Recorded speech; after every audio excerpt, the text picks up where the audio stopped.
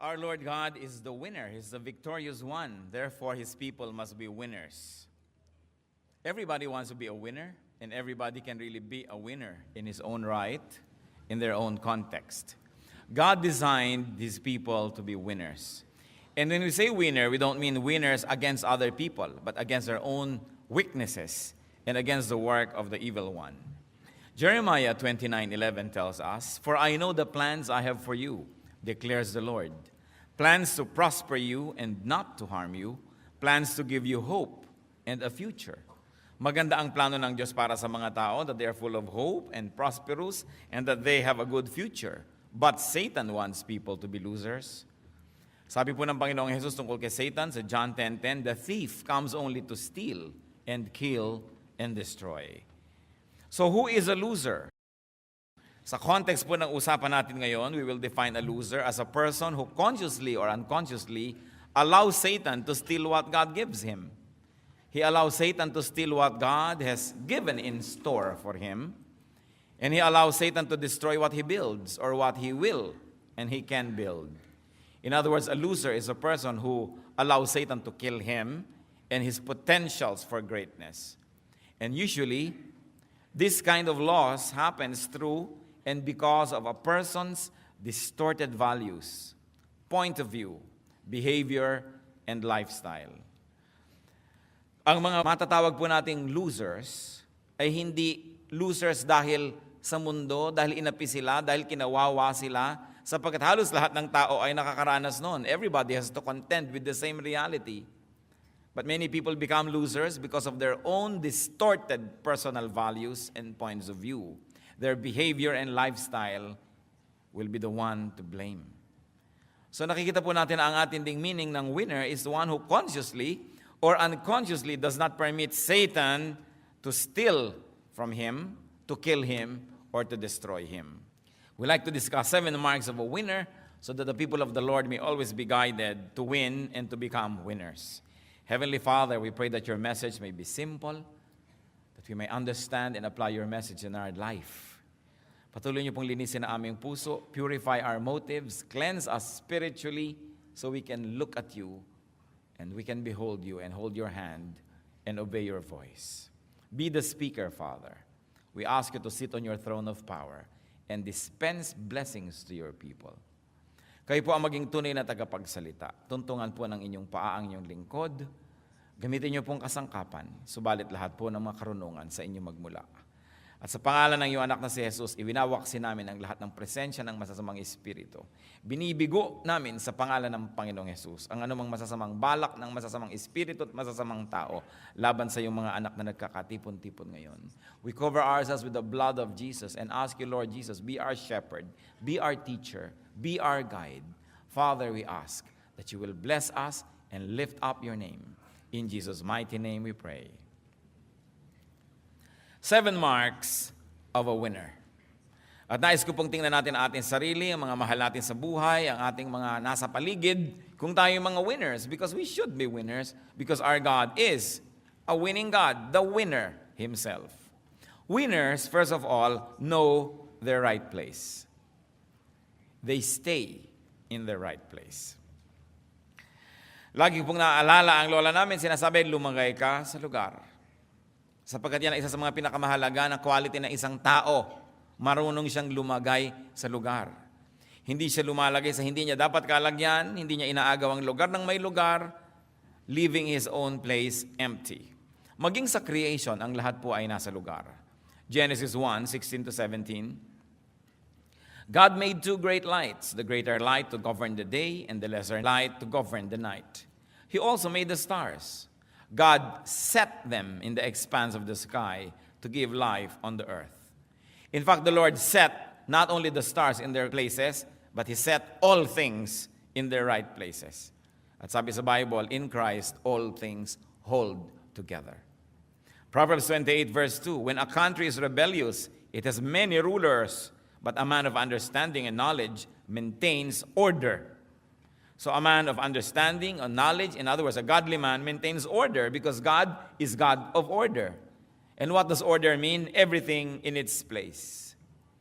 Kaya daw po pag magulo, maraming rulers, kasi dapat isa lang talaga ang ruler. Magulo, pagka merong mga wala naman sa lugar nila, lumulugar sa pwesto ng ruler, hindi naman sila dapat, kaya nagkakagulo. Nature and creation is a clear display of order. Nature and creation is a set of clear boundaries and positionings. Hanggang niya lang ang tubig, hanggang niya lang ang dagat, hanggang dyan ang bundok. Kaya po nagkakagulo-gulo tayo. For instance, Metro Manila, puro flood. You know why? Dahil tinitirhan ng mga tao ang tabi ng ilog. Ang tabi ng ilog ay dapat walang bara para pag tag-ulan na maraming tubig na sabay-sabay na bumababa mula sa mga bundok, ang lahat ng yan ay buong luwag na makapaglakbay at makarating sa dagat. Pero dahil binabarahan natin ang mga ilog, ang mga bahay sa tabi ng ilog, yung easement kinukuha nila, dapat yun walang building, hanggang kaduluduluhan ay tumutungtong na yung mga poste nila sa ilog dahil sa kasakiman ng hindi nila lupa ay tinitirhan nila, kinakamkam. Ano nangyayari? Pag umulan, walang puntahan ng tubig, kaya nabubulok ang tubig sa paligid natin, ang tawag natin baha. Even Manila itself is full of esteros. Ang plano nila nung araw dyan, mga 100 years ago, gawin ang Manila na parang Venice, sa dami ng mga canals. Anong Venice? Venice, panis ang nangyari. Dahil tinira ng mga tao, inamkam ang mga ilog, binahagisan ng basura, so when the rains come, walang mapuntahan ng tubig. Even in towns like Los Baños, where it used to be nice when it rains, dahil sa dami mga village dito, village dyan, kinamkam din ng mga waterways, pag umuulan, baha, because people are not in the right place. Even your house must be in the right place. Ang mga mangyan, ang gagaling nilang gumawa ng mga bahay, o obserbahan nyo, nandun sila sa gilid ng burol na hindi tinatamaan ng malalakas na hangin. Kung dito yung hangin, dito sila nakatira. Marurunong, dahil sa tamang lugar, kaya malayo sa disaster. Pag nasa mali kang lugar, disaster ang lagi mong kasunod. To survive, to thrive, and to be a winner, one has to be in the right place. Lalong-lalo kung ano yung gifting mo. Ano ang yung natural talent? Marami pong mga magulang sa kagustuhan ng mga anak nila maging engineer, maging doktor, maging kung ano-ano. Kahit hindi yun ang talent at gifting ng bata, pinipilit. So 7 beses nang nagbo-board, di pa pumapasa. Hindi kasi yun ang tama niyang lugar. Alam niyo po, ang buhay ay fair. It doesn't mean that life is uniform and everybody is the same. But what is fairness in life? That everybody is gifted to be a winner in something. So when you operate according to your giftedness, your natural talent, doon ka magiging winner, doon ka magsa-shine. But when you are in the wrong place, you will never shine. It will always be just an uphill struggle. Kaya maganda yung lumulugar tayo sa lugar. That's why God can be called fair. Because everybody is good at something. Now we cannot be good, all of us cannot be good at the same thing. Because magsisiksikan na tayo doon sa area na yon, tapos yung ibang area ng buhay, walang tao. Kaya dapat, iniisip natin yan, nasa tamang lugar. Gusto rin ng Panginoon, halimbawa na ang lahat ng kanyang lupa ay matirhan ng mga tao, pero bakit mayroong urban blight? Because of misgovernance and bad management, the countryside is not managed well. The countryside is very rich, but there are no economic opportunities. So everybody flocks to the city. So, wala nang matirhan, sisiksik na lang kahit saan, ang gulo-gulo, ang sikip-sikip. Hindi yan kagustuhan ng Diyos, pero wala tayo sa lugar. Wala sa disenyo. Pag sumakay kayo sa aeroplano, makikita nyo ang luwag ng Pilipinas. Bakit nagsisiksikan ang lahat sa Metro Manila at sa Cebu? At sa mga towns, makikita nyo po, ang mga town, siksik, tapos ang laki-laki nung pagkalaki-laking space sa mga labas ng town na walang katao-tao. So hindi naman masikip talaga ang Pilipinas, wala lang tayo sa lugar. It is important to be in the right place. Another mark of a winner is that winners do not talk too much. And they do not reveal everything to everyone. Hindi kahit na lang saan sila daldal dito, daldal doon, sinabi na lahat ang mga lihim na hindi dapat sinasabi. Pati sa panalangin, pati sa mga pangangako sa Diyos. Ecclesiastes 5:2, do not be quick with your mouth. Do not be hasty in your heart to utter anything before God. God is in heaven and you are on earth. So let your words be few. So sa pakikitungo sa Diyos din, huwag kang masyadong matabil, huwag kang masyadong maraming sinasabi, lalo na sa kapwa-tao. Marami mga taong napapahamak dahil sa kanilang katabilan. Kaya sabi sa Proverbs 20 verse 19, a gossip betrays a confidence, so avoid a man who talks too much. And if you talk too much, and if the Bible says you must be avoided, how can you be a winner? For us to win, we need a lot of help. We need help from people. But people help only those that they like. And if you talk too much and if you cannot be trusted, who will like you? Therefore, who will help you? It is important not to talk too much. Especially kung ang mga talk natin nakakapagpabigat sa ating kapwa. One mark of a loser is that he always complains. Lagi siyang may reklamo, lagi siyang may hinaing, lagi siyang may daing, lagi siyang may hinanakit, lagi siyang may problema. So ano pong ginagawa ng mga tao? Iniiwasan siyang kausapin. At yung mga iba na hindi makaunawa kung bakit sila iniiwasan, sabihin, kasi mahirap ako Kung nung araw lang na medyo may pera-pera ako, gusto ng mga tao, kausap ako. Siyempre, kahit nakakainis ka, kung may pera-pera ka, napagtsatsagaan ka. Kung wala ka ng kapera-pera, sino pa magtsatsaga sa'yo? Nakakainis ka pa. Pero may mga taong walang kapera-pera, pero gusto mo lagi siyang kausap kasi nakaka-enrich. This is the winner. Na pagkakausap mo, nahawahan ka ng enthusiasm, ng sigla, gumaan ang iyong loob, nagkaroon ka ng pag-asa, tumibay ang iyong pananalig, nagkaroon ka ng ngiti sa iyong mga labi. Gusto mong kausap yon. Pero gusto mo bang kausap yung taong ting darating siya, ang traffic. Hindi umaandar ang motor namin ng tubig. May sakit ang aso namin. No? Ang maid ko, 3 linggo na hindi pa bumabalik. Yung problema dito, problema doon, problema dyan. Wala na silang sinabi kundi mga masasakit sa tenga. People will avoid you. And people avoid you, you lose. That's why winners don't talk too much. Especially, they do not talk too much of tragedies and horrible things. Pag may sinabi sa'yo ng taong, kumusta ka? Kung ipapaliwanag mo pa talagang inopera pa lamang ang iyong bituka at tinanggalan ng 3 inches, may mga 5 tahi, walang may gustong makinig nun. When people say, kumusta ka? Ang gusto lang nilang marinig, mabuti. Subukan mong may problema nga ako, financial. Takbo agad yung kumusta sa'yo. Don't talk too much. Another mark of a winner is that winners do not trust easily. They do not trust others blindly. Sabi sa Jeremiah 9:4, beware of your friends. Do not trust your brothers. For every brother is a deceiver, and every friend a slanderer. Yung mga loser, mapagtiwala. Pinagtiwala ang lahat, ipinagtiwala ang bank account, ipinautang yung pangmatrikula ni Junjun. No? Sa kanyang kumare, tapos ngayon na itakbo ng kumare. O ayan ngayon, mapagtiwala masyado. Losers, masyado mapagtiwala. Mga masyadong bilis mahulog ang loob. Kaya bilis-bilis umibig. 3 araw lang na sunod-sunod na abutan ng kaimito, in love na. Madaling mahulog ang loob, loser. Because people always want to take advantage of you and people like to cheat you. So you've got to be very, very defensive many times in order not to be taken for a ride. Micah 7, verses 5 to 6. Do not trust a neighbor. Put no confidence in a friend, even with her who lies in your embrace. Be careful of your words. For a son dishonors his father. A daughter rises up against her mother. A daughter-in-law against her mother-in-law. A man's enemies are the members of his own household. At huwag niyo sabihin sa akin, hindi totoo yan. Yung mga sobrang mga pagtitiwala, pagbibigay, at pagiging transparent only makes people very vulnerable. These are not the ways of the wise. Hindi naman natin sinabi na maging paranoid na tayo at huwag na magtiwala kahit kanino. Pero ang sinasabi, huwag agad-agad. Subukin muna. Siyasatin, suriin ang kapwa bago pagtiwalaan. Remember, only those that you trust can deceive you. Because those that you do not trust have no chance to deceive you.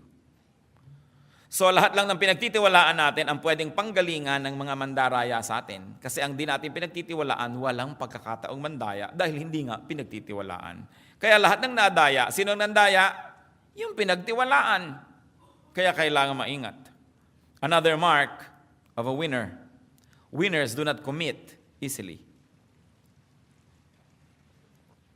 Hindi sila agad-agad na pipirma sa kontrata. Hindi sila agad-agad sasabihin, sige, sasamahan kita. Sige, kapanalig mo ako. Sige, tutulungan kita.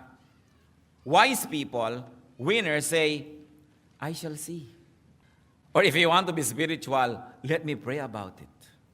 No? Why don't I pray and you fast? No? Pag may nagsasabi sa'yo, pautangin mo naman ako, sige, ipagpe-pray ko, ipag-fast mo muna.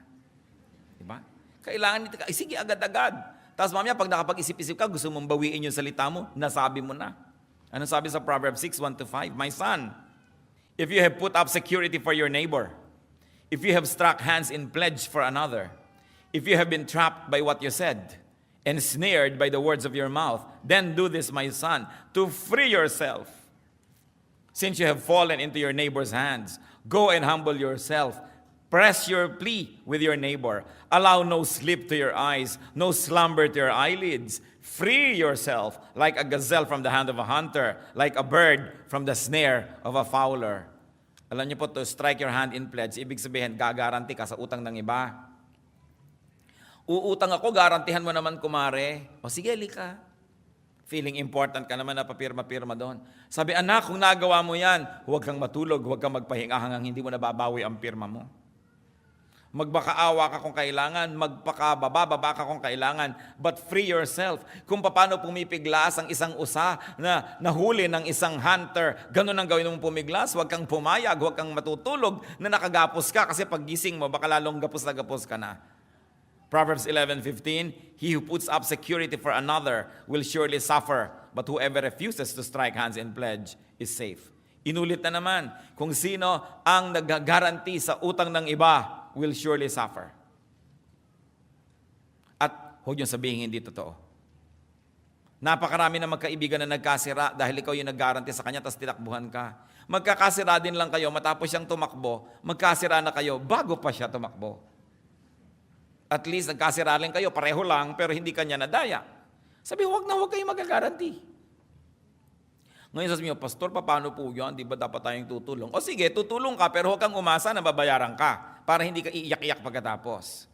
Sige, hindi kita pinipigil mag-guarantee, pero ituring mo nang nawala yan. Pag nagbayad na lang, bonus. Pero pag hindi nagbayad, sabi mo, well, naturally, tatakbuhan ako. Hindi ka bigo. Pero yung aasa ka, hoy, bayaran mo to talaga sa akinsi kasi mag-e-enroll lang anak ko. Tapos akinsi na, hindi ka pa pinupuntahan. Tinakbuhan ka na nun. So kung tutulong ka, tumulong ka na, huwag mo nang asahan pang ibabalik. Para pag ibinalik, tuwang-tuwa ka. Pag hindi ibinalik, inasahan mo na yon. Pero huwag yung iasa ang buhay nyo doon sa mga nangangako. Yung mga nagigipit, ipapangako ang lahat. Pag nakuha ng kailangan sa inyo, sorry na lang kayo. Sa James 1:19, my dear brothers, take note of this. Everyone should be quick to listen, slow to speak. In fact, slow to become angry. Because even anger is a commitment. Because when I'm angry with you, I commit myself to a certain course of action. Lalong-lalo kung meron kayong kaibigan, kamag-anak, galit sa isang tao, pupunta sa inyo, magsusumbong. Yung galit niya, nahawa na kayo, galit na rin kayo. You have committed to his war. Kaya dapat slow to become angry. Galit na galit siya, pag nagalit ka na rin, kasama ka ng susugod sa kalaban niya, yung pala ginagamit ka lang niya, pinaikot ka lang niya. Remember, every story has at least two sides. And the side of the one close to you, the side of the one who talked to you first, is not always the correct side. So, be slow. Be slow to speak. Be slow to commit. And of course, very importantly, be slow to become angry. And of course, ano pa? Ang mark of a winner, avoid offending people. Even the Lord, who is creator of heaven and earth, prince of princes, kings of kings, ano pa? Ang sabi niya, huwag tayo mang-offend. Matthew 17:24-27. After Jesus and his disciples arrived in Capernaum, the collectors of the 2 drachma tax came to Peter and asked, doesn't your teacher pay the temple tax? Yes, he does, he replied. When Peter came into the house, Jesus was the first to speak. What do you think, Simon? He asked. From whom do the kings of the earth collect duty and taxes? From their own sons or from others? From others, Peter answered. Then the sons are exempt, Jesus said. But so that we may not offend them, go to the lake and throw out your line. Take the first fish you catch. Open its mouth and you will find a 4 drachma coin. Take it and give it to them for my tax and yours. So maganda yung usapan, sabi ni Lord. Sa palagay ba, dapat ako magbayad ng tax? Hindi po, son kayo of God eh. Oo nga, pero sige na lang, para huwag na lang sila ma-offend, magbabayad tayo ng tax. And if the Lord, who is King of Kings, will avoid needlessly offending people, why will we want to offend people? So winners don't needlessly offend others. Why? Because one offense can be taken seriously and that person may never forget, and that person will only strengthen himself, wait for a chance to get even with you. Kahit na isang taong maliit, isang hamak, hindi mo alam, life is never permanent. Hindi mo alam kung magiging makapangyarihan yan o magiging marunong o malakas yan. Ang mga bata lalo, huwag aapihin. Dahil alam nyo, one thing for sure, habang patanda kayo ng patanda at pahina, palakas ng palakas yung bata. Kung matanda na kayo, may inaapi kayong bata, lampas na kayo sa 12:00 ng buhay, ng tanghali. So, ang nag-aalauna, 2:00 na kayo, yung bata nag-9:00, 10:00. Pag mga 4:00, 5:00 na kayo ng buhay nyo, siya naman 11:00, 12:00. Anong magagawa nyo sa kanya kung paghigantihan kayo? O baka kakailangan ninyo ang tulong niya later on. So you don't offend even the weak, because even weakness is not a permanent status. So we see that you should not always offend people. May mga tao naman, they take joy in being what? Brutally frank. Gustong-gusto nila pag nagsalita sila, may napapahiya, meron sila i-correct. May nagmamagaling na nga, may nagpapasikat, papahiyain mo pa, sasabihin mo pa, mali ka, ito ang tama. Anong gusto mo, magalit siya sa'yo? You will never win a friend. And you always need many people to help you for you to succeed. So wise people, winners, do not offend people. Kaya ang sabi sa Psalm 139, verse 24, see if there is any offensive way in me, and lead me in the way everlasting. Losers offend many people. Winners achieve because people help them. People help those that they like. And people do not help the offensive. Nagtataka ko, may mga tao, talagang tuwang-tuwa sila na may nabara sila, yung nagkakantsawan, sasaktan mo yung feeling ng isa, pipintasan mo siya, sasabihin mo hindi nakakatawa ang kanyang joke. Why can you not hold your peace when you cannot say something that will make people feel good? Shut up! Unless you are a prophet. But remember, the prophets get beheaded, they get killed. Miserable ang nagiging mga ending ng mga propeta because they don't hold their mouth. Kaya mahirap yung prophecy as ministry. Another mark of winners. Winners make and keep themselves useful. Dapat useful. Kahit po si Paul, kahit na deserve niya ang lahat ng support at tulong ng mga taong pinapakain niya spiritually, dinala niya sa Panginoon, tinutulungan. Sabi niya 2 Corinthians 11:9. And when I was with you and needed something, I was not a burden to anyone. For the brothers who came from Macedonia supplied what I needed. I have cut myself from being a burden to you in any way, and will continue to do so. Winners are pleasure to be around. In other words, hindi sila pabigat. Ang mga losers, pabigat. Tuwing darating sila, ang sinasabi lang nila, give me. Pag dumarating sila, sinasabi lang, comfort me, feed me, take care of me, encourage me. And that drains your energy, so you don't want to be around too much. Therefore, they become. Dapat lagi po tayong use. Kung meron mang ibinibigay sa atin ng kapwa, meron tayo dapat ibinibigay in return. Tinutulungan nila tayo in one area, susuklian natin ang tulong in one area. Hindi kabig ka lang ng kabig, wala ka namang tayo. Napakahalaga to be useful. And when people are useful, you want them around. When they are helpful. Napakahirap nung papakanin mo na ikaw pa ang magluluto, ikaw pa ang maglilipit, ikaw pa ang mag-entertain. Hindi mo lamang ito kailangan ng tao. Makahanap ng paraan to be useful. Then you will be a winner. Because people will like you. Ephesians 4:11-12. It was he who gave some to be apostles, some to be prophets, some to be evangelists, and some to be pastors and teachers, to prepare God's people for works of service, so that the body of Christ may be built up. So everybody must be into some work of service. If you are part of the body, kung ikaw ay part ng body na walang silbi, di tatanggalin ka lang kasi mabigat ka. Useful people are winners. Because even those who help them benefit. Maging ang inililimos sa kanila ay nagmimistulang mga puhunan na tumutubo pagdating ng panahon. Sapagkat ang ginagawa nilang mabuti sa kanila ay sinusuklian nila ng tayong kabutihan. Kung tayo po tumatanggap ng kabutihan sa ating kapwa, lalo pa nga halimbawa, medyo mahina tayo, may sakit tayo, panahon ng kahinaan, tiyakin natin na may mga panahon naman na makaya natin at may kakayahan tayo, tayo naman ang tumutulong, tayo naman ang nagbibigay. Kung sa ating mga kamag-anak ay meron tayo laging mga potluck, meron tayong mga event, lagi ka nalang dumarating na wala kang kadala-dala dahil talagang walang-wala ka, okay lang. Pero tiyakin mo naman na pag nagkakaroon ka, magdadala ka naman kahit man lamang 3 siniguelas, kalahating santol. May dala ka man lang so that people will see your good intention. It is important to communicate na wala lang akong dinadala kasi wala pero tingnan nyo, pag nagkakaroon ako, kahit in a little way, nagdadala rin ako. So that people will not avoid you. so that you are useful. Napakahalaga po, lagi nating susuklian ang ginagawa sa atin ng ating kapwa. Pati ang Panginoon, nang binigyan niya yung mga tao ng mga puhunan, hinanapan niya ng tubo at pinarusahan niya yung hindi nakapagpatubo. Yung konting ibinigay, binawi pa niya at ibinigay niya doon sa mayaman na dahil napalago niya yung ibinigay sa kanya. Lalo pa siyang binigyan. Sabi ni Lord, yung marami na, bibigyan pa kasi masipag. Ngayon, yung mga wala na't hikahos, yung konting napunta sa kanila, babawiin pa sapagkat sila yung mga batugan. At ayaw na ayaw ng Diyos ng tamad.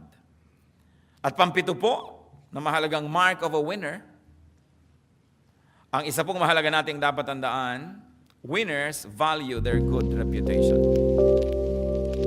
Pinahahalagahan nila ang kanilang pangalan, yung kanilang karangalan. Hindi yung makakain lang ng libre kahit na nawala na ng dangal. Makapanghingi lang kahit na mura na ang kanyang reputasyon at ang kanyang sarili. Proverbs 22 verse 1, a good name is desirable than great riches. Is more desirable than great riches. To be esteemed is better than silver or gold.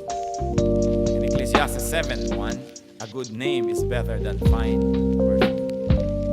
Yung pangalan po natin, yung impression natin, napakahalaga.